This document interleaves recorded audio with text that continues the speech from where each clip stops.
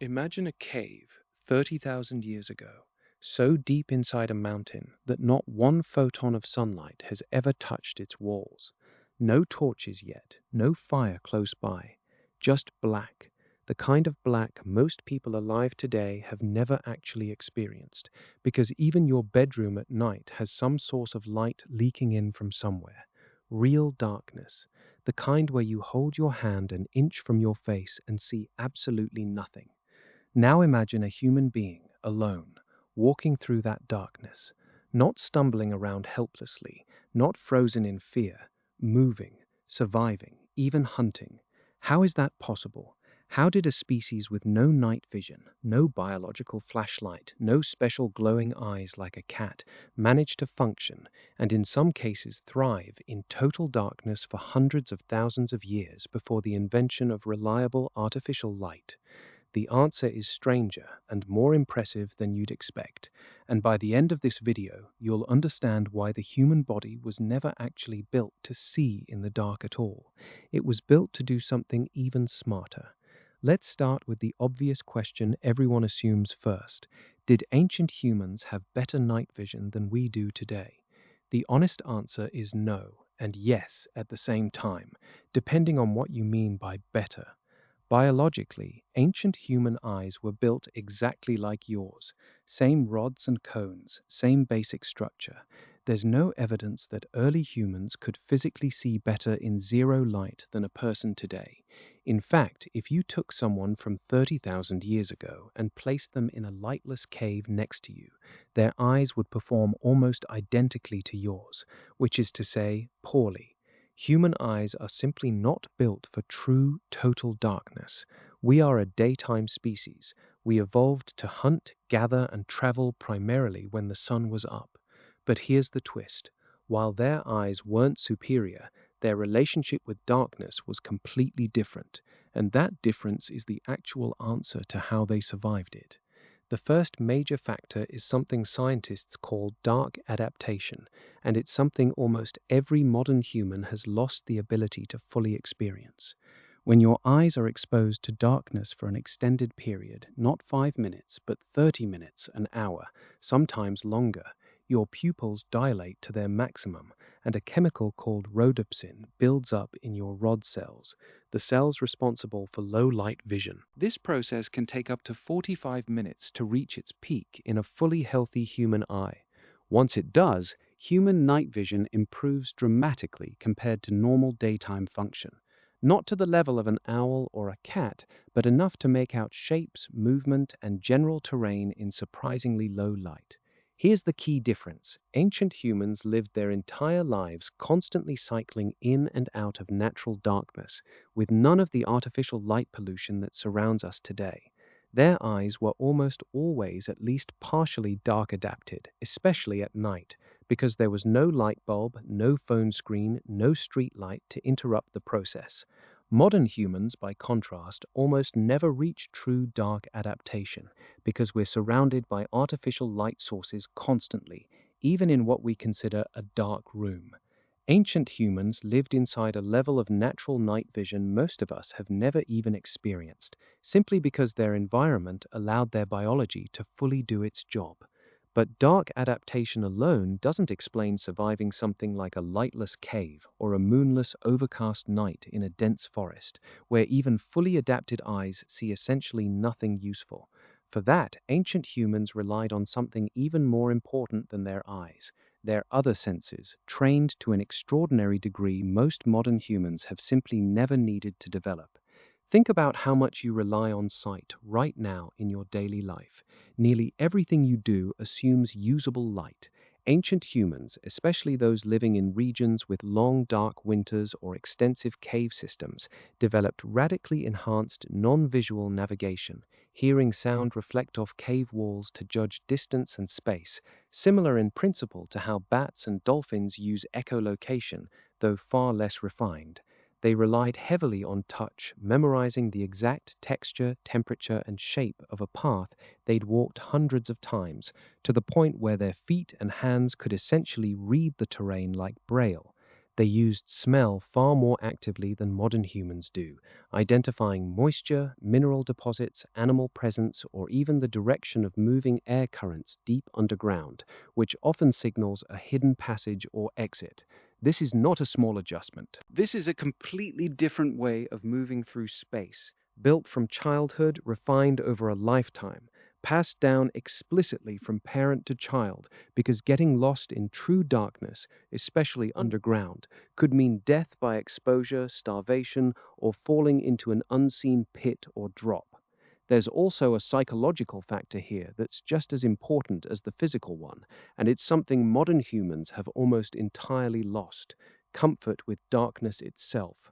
For most people today, true darkness triggers anxiety, disorientation, even a low hum of primal fear, the kind of feeling that makes you reach for your phone flashlight the second the power goes out.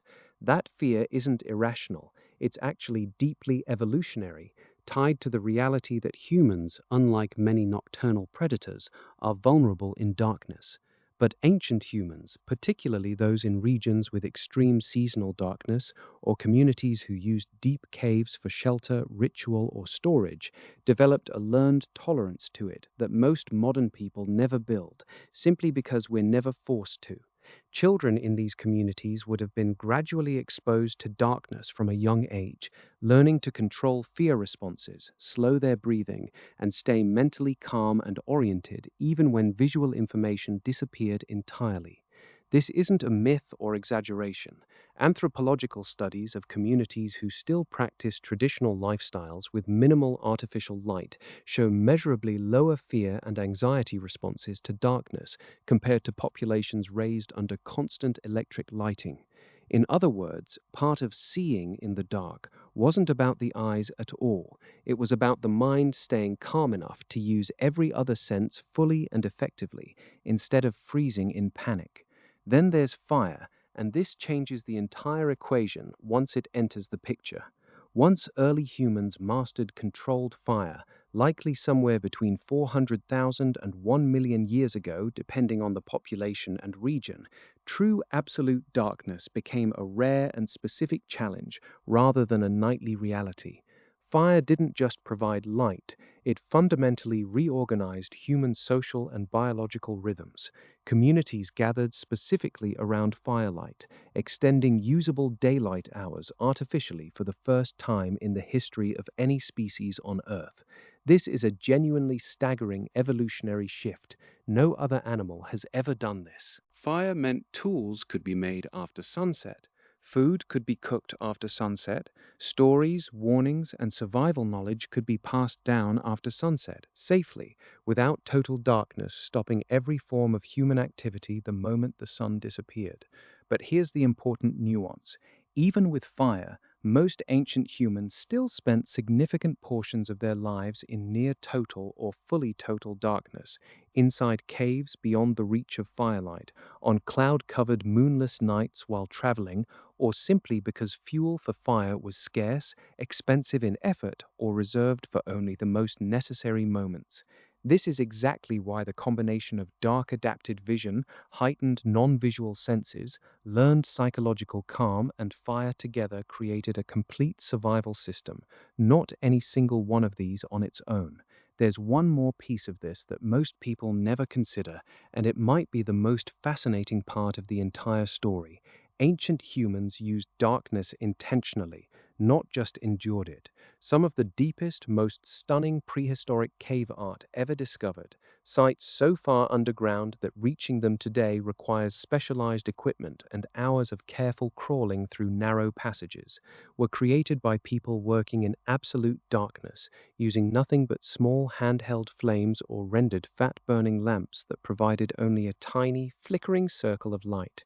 These artists worked without being able to see the full scope of what they were creating.